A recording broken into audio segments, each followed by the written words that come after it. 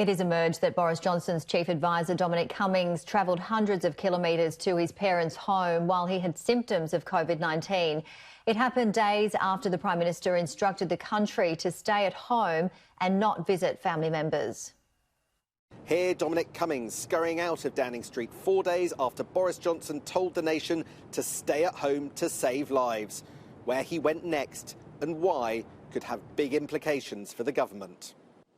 Mr Cummings was seen rushing from Downing Street on March the 27th after it was announced that Boris Johnson and Matt Hancock had tested positive for coronavirus. Downing Street said he developed symptoms over the weekend of the 28th and 29th of March. On Tuesday, March the 31st, Durham police received a report that an individual had travelled from London to Durham and officers made contact with him. The Guardian is also reporting that a witness saw Mr Cummings at the grounds of his parents' home near Durham with a young child on April the 5th, less than 7 days after displaying symptoms. He was photographed in Downing Street just over a week later. Durham police said later they had contacted his family to remind them of the rules on self-isolation and unnecessary travel, stopping short of quite saying the PM's chief advisor had broken them. But Labour want answers. The British people do not expect there to be one rule for them and another rule for Dominic Cummings. Number 10 need to provide a very swift explanation for his actions.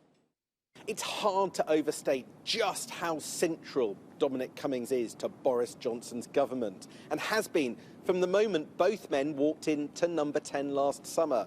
Whether you're an ally or a foe or even just a Whitehall bystander, all say that Cummings is absolutely central to operations where he directs, he interferes, even on occasion intimidates.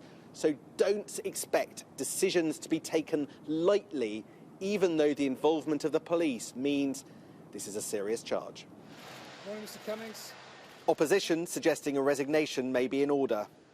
If it's true that Dominic Cummings has breached these guidelines, he should resign. If he doesn't resign, he should be sacked.